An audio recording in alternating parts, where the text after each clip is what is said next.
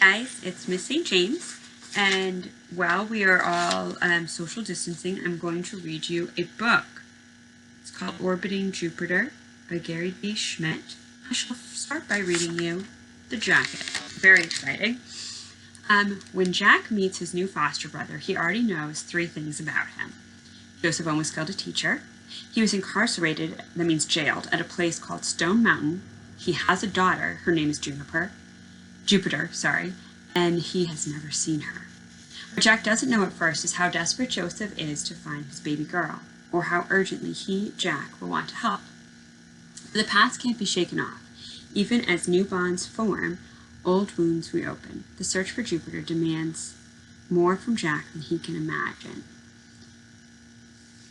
Okay, so, ready? Here we go.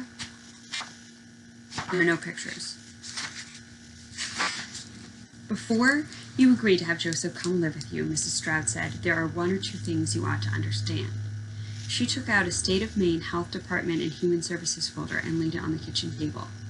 My mother looked at me for a long time, and then she looked at my father. He put his hand on my back. Jack should know what we're getting into, same as us, he said. He looked down at me. Maybe you more than anyone. My mother nodded, and Mrs. Stroud opened the folder. This is what she told us. 2 months ago, when Joseph was at Adams Lake Juvenile, that's like that detention center, jail, a kid gave him something bad in the boys' bathroom, and he went into a stall and swallowed it. After a long time, a teacher came looking for him. When she found him, he screamed. She said he better come out of that stall right now. He screamed again. She said he better come out of that stall right now unless he wanted more trouble. So he did, and then he tried. They sent Joseph to Stone Mountain even though he did what he did because the kid gave him something bad and he swallowed it. But that didn't matter. They sent him to Stone Mountain anyway. He won't talk about what happened to him there, but since he left Stone Mountain, he won't wear anything orange. He won't let anyone stand behind him. He won't let anyone touch him. He won't go into rooms that are too small, and he won't eat canned peaches. He's not a very big on meatloaf either, said Mrs. Stroud as she closed the State of Maine Department of Health and Human Services folder. He'll eat my mother's canned peaches, I said. Mrs. Stroud said, we'll see, she said. Then she put her hand on mine. Jack, your parents know this, and you should too. There's something else about Joseph. What? I said. He has a daughter. I felt my father's hand against my back. She's almost 3 months old, but he's never seen her. It's one of the biggest heartbreaks in this case. Mrs. Stroud handed the folder to my mother. Mrs. Hurd, I'll leave this with you. Read it, and then you can decide. Call me in a few days if. We've talked this over, said my mother. We already know. Are you sure? My mother nodded. We're sure, my father said. Mrs. Stroud looked at me. How about you, Jack? My father's hand still against my back. How soon can he come? I said. 2 days later, on a Friday, Mrs. Stroud brought Joseph home. He looked like a rather regular 8th grade kid at Eastman Middle School. Black eyes, black hair, almost over his eyes, a little less than middle for height, a little less than middle for weight, sort of middle for everything else. He really could have been any other 8th grade kid at Eastham Middle School, except he had a daughter. He didn't look like at you. He wouldn't look at you when he talked, if he talked. He didn't say a thing when he got out of Mrs. Stroud's car. He wouldn't let my mother hug him. He wouldn't shake my father's hand, and when I brought him up to our room, he threw his stuff on the top bunk and climbed up and didn't say anything. I got in the bunk below him and read some until my father called us for milking. In the big barn, Joseph and I tore up 3 bales and filled the bins. I told him you have to fill the bin in the small barn for Quintus Sertorius first because he's an old horse and it doesn't like to wait. And then we went back to the cows in the tie-up to milk. My father said Joseph could watch, but after today he'd be helping. Joseph stood with his back against the wall. When the cows turned and looked at him, they didn't say a thing, not even Dahlia. They kept pulling on the hay and chewing like they do. That means they thought he was okay. When my father got to Rosie, he asked Joseph if he'd like to try milking her. Joseph shook his head. She's gentle. She'd let anyone milk her. Joseph didn't say anything. Still, after my father was done and had taken a couple of buckets out to the cooler, Joseph went up behind Rosie and reached out and rubbed the end of her back, right above her tail. He didn't know that Rosie loved anyone who rubbed her rump, so when she mooed and swayed her behind, Joseph took a couple quick steps back. I said, she's just telling you I don't care, Joseph said, and he left the barn. The next morning, though, when the 3 of us went out to the big barn to milk, Joseph went to Rosie first. He reached out and rubbed her rump again, and Rosie told Joseph she loved him. That was the first time I saw Joseph smile, sort of. Joseph had never touched a cow's rump before, or her teat even. That's the part where you milk it, like the udder.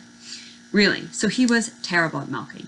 Even though I kept rubbing her rump while Joseph was being terrible at milking, Rosie got pretty frustrated. And finally she kicked over the pail because Joseph didn't have his leg out in front of hers.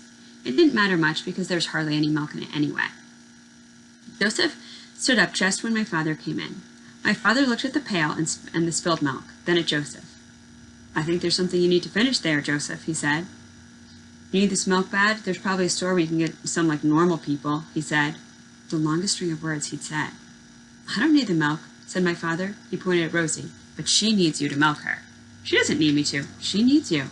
My father stacked his 2 pails to the side, then righted Joseph's pail underneath Rosie.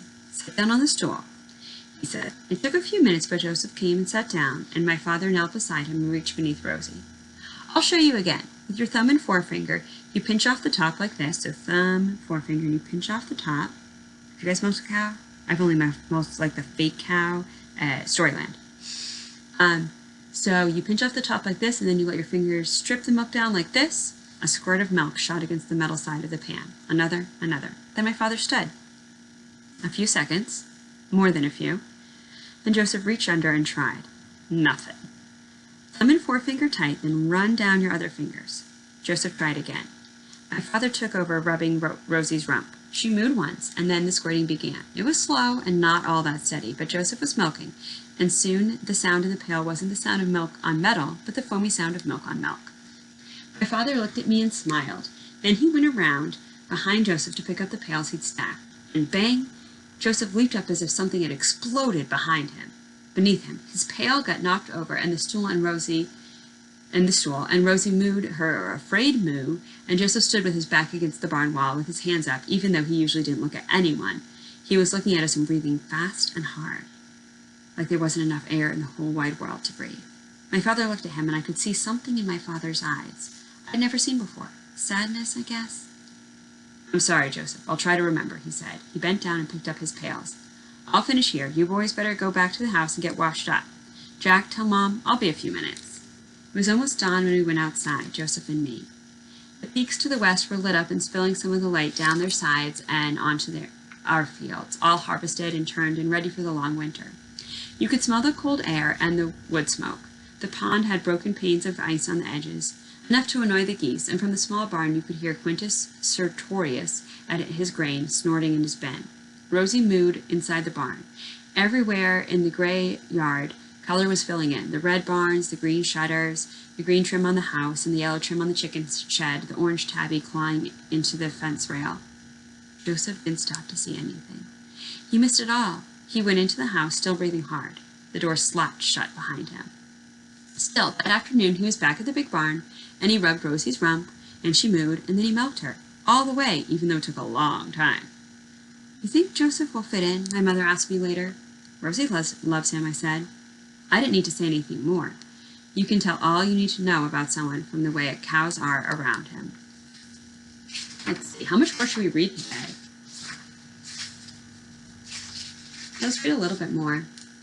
On Monday, Joseph and I tried to ride the bus to school, which I'd done a million times, and wasn't exactly a big deal. You wait in the cold and the dark, and the bus pulls up, and most times Mr. Haskell doesn't talk to you or even look at you because it's cold and it's dark, and he didn't spend all his life wanting to be a bus driver. So you better shut up and sit down.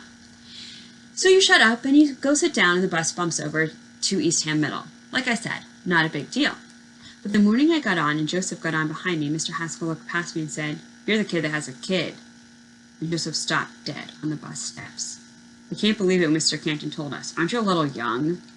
Joseph turned around and got off the bus. "Yeah, if you want to walk, it's no skin off my nose, 2 miles that way, and what do you think you're doing?" The last part was to me, because I got off the bus too. "You're nuts," said Mr. Haskell. I shrugged. Maybe we were. I didn't mean anything. Just get to know you, kid." Joseph stood still. His black eyes stared at Mr. Haskell.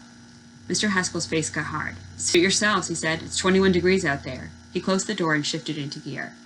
I saw the faces of Ernie Hupfer and John Wall and Danny Nations plugged into his earbuds, all looking out the window, staring at me like I was the biggest jerk in the world, walking to school in 21 degrees. Then the bus was nothing but rising exhaust down the road. I blew my breath out, long and slow. I'm not sure it was even 21 degrees. Why'd you do that? Said Joseph. I don't know, I said. You should have stayed on the bus. Maybe. Joseph took off his backpack. It was pretty much empty since he hadn't got any of his books yet. Give me some of your stuff, he said. I gave him Physical Science Today and Language Arts for the New Century, which was sort of out of date because the New Century was a dozen years old already. I pulled out my gym stuff, but he said I could carry my own stinking jock.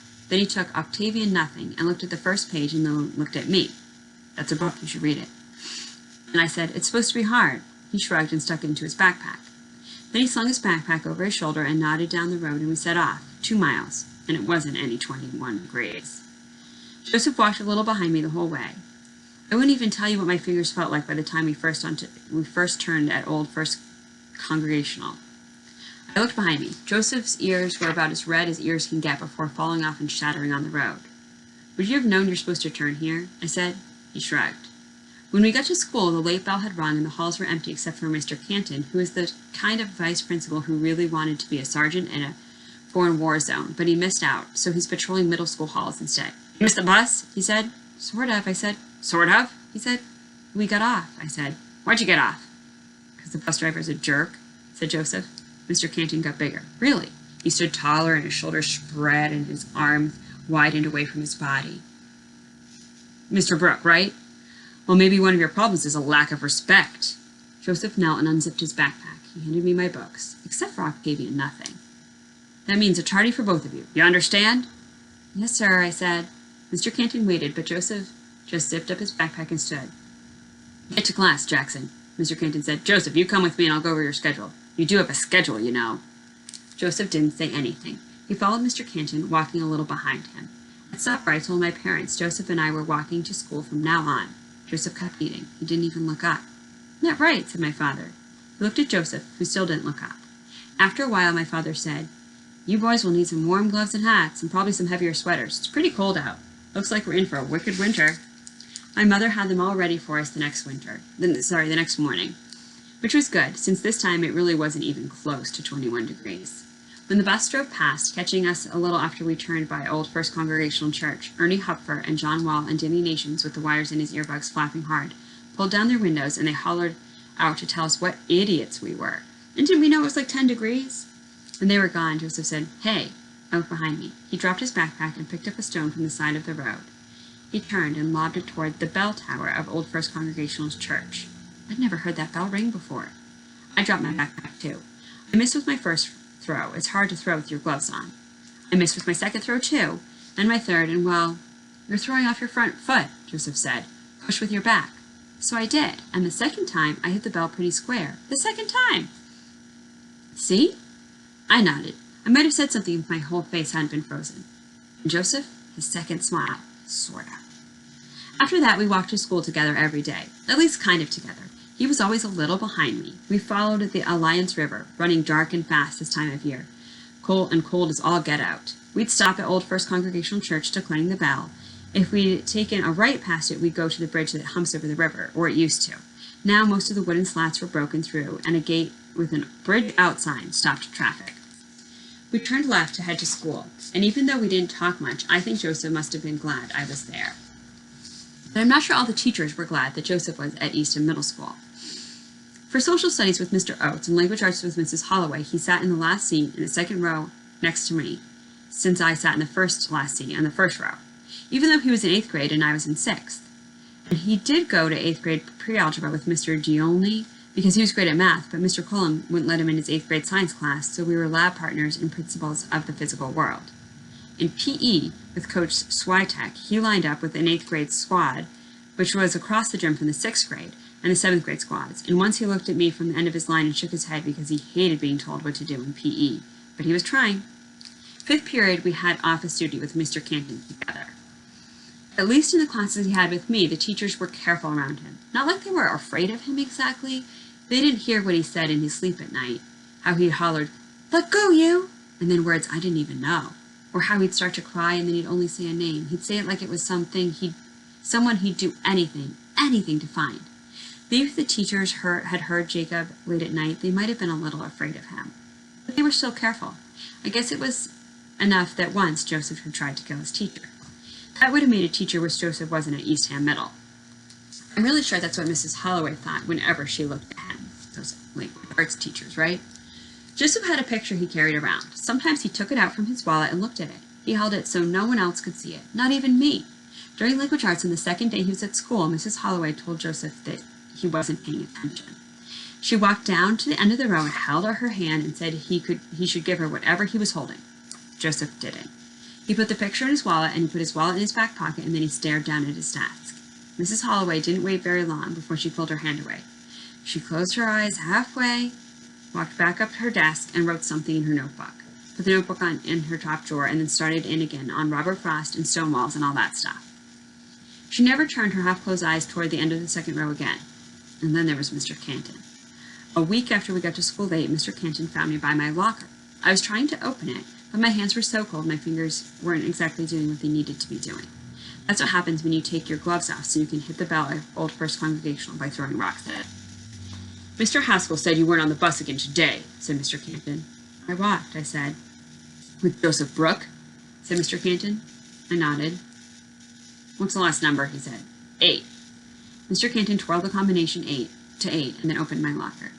Listen, Jackson, he said, I respect your parents, I really do. They're trying to make a difference in the world, bringing kids like Joseph Brooke into a normal family. But kids like Joseph Brooke aren't always normal, see? They act that way, the way they do, because their brains work differently. They don't think like you and I think, so they think they can do things. He's not like that, I said. He isn't? Jackson, when's the last time you had to talk with the vice principal? When's the last time you got tardy? I didn't say anything. Last Monday, said Mr. Canton. And who were you with? I didn't say anything again. Exactly, said Mr. Canton. Mr. Canton wore brown shoes that looked like someone shined them 10 minutes ago. There wasn't a scuff on them, not even the toes. How would you do that, wear shoes without a mark on them? I'm telling you to be careful or I'm Joseph Brooke, said Mr. Canton. You don't know anything about him. He walked away with his unscuffed shoes. He's not like that, I whispered. That afternoon I met Joseph at the end of the bus, where he waited for me. Mr. Canton stood near the front doors watching us. He nodded at me like we were sharing a secret. Joseph walked home behind me, looking like he didn't want to share a secret with anybody. So a little after he passed Old First Congregational, I stopped and turned. You okay? I said. What? He said. You okay? Why shouldn't I be? Listen, what's your daughter's name? He looked at me, his black eyes. It's not any of your... I'm just asking. He waited a long moment. And it was sure cold, maybe 15 degrees, maybe 14, maybe not even that much. The bus drove by, and John Wall pounded on the window to let me know what a jerk I was. Jupiter, Joseph said. I guess I sort of looked surprised. That was our favorite planet. Our favorite? Joseph nodded up the road. You mean yours and... He nodded up the road again. Joseph followed me the rest of the way home. My mom took him to counseling a little while later, and when they drove off, his eyes were closed. End of today's reading of Orbiting Jupiter.